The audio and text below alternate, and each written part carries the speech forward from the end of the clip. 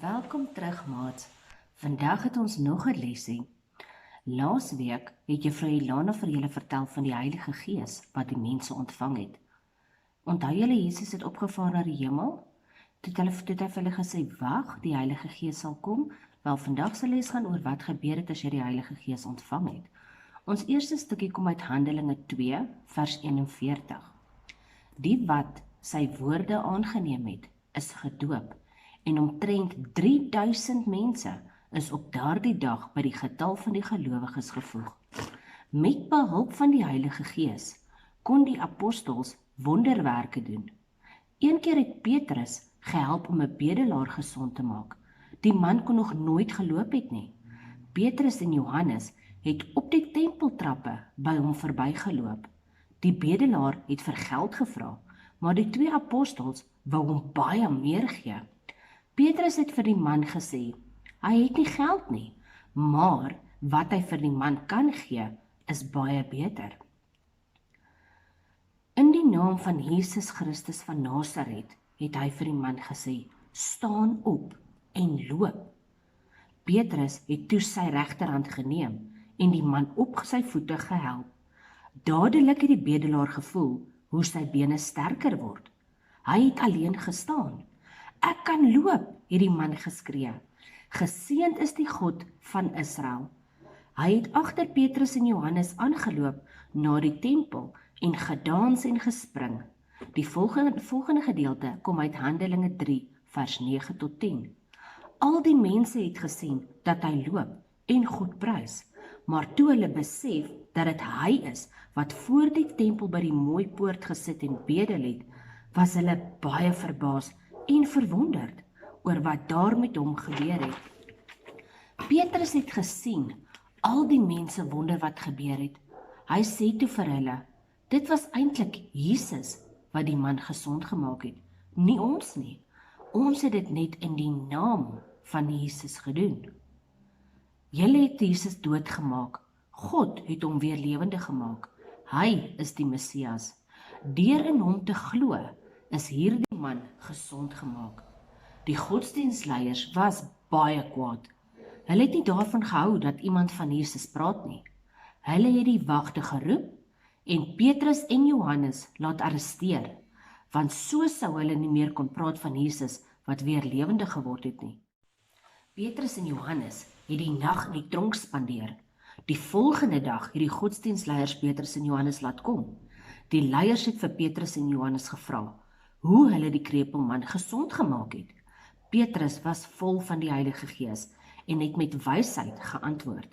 Die leiers het toe gesê, hierdie man was nooit op skool nie. Hulle is eenvoudige mense van Galilea. Hoe kan hulle so goed praat? Luister, het hulle gesê, as julle beloof om op te hou om oor Jesus te praat, sal ons julle laat gaan. Wat dink julle is reg? Om te doen wat God wil hê, of om te doen wat julle, die godsdienstleiers, wil hê? Dink julle, God wil hê ons na julle of na hom luister? Het Petrus gesê. Ons kan nie ophou om te praat oor wat ons gesien en gehoor het nie.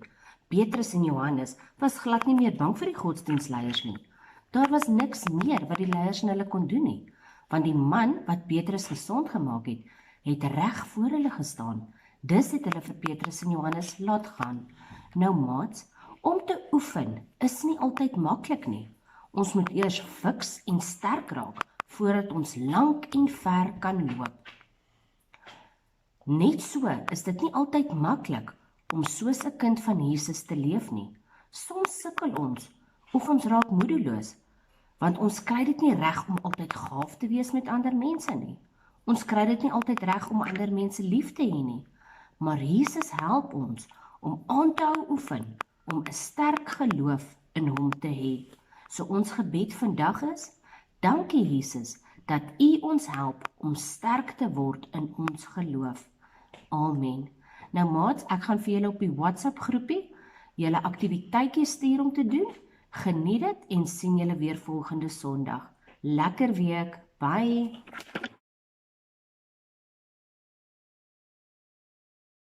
Stories of the Bible. Peter heals a beggar who can't walk. This is Peter, Hey-o! who was one of Jesus' disciples. Yep. Peter told people about Jesus. Peter and John went to the temple to pray. As they neared the temple, a man who couldn't walk from the time he was born was being carried in. Each day, the man was put beside the temple gate so he could beg from the people going into the temple. When the man saw Peter and John, he asked them for some money. Please help. Peter said, "Look at us." The man looked up at them eagerly, thinking that they would give him some money. But Peter said, "I don't have any money for you, but I'll give you what I have. In the name of Jesus Christ, get up and walk." Then Peter took the man by the hand and helped him up. As he did, the man's feet and ankles were instantly healed and strengthened. Woohoo! He jumped up and began to walk.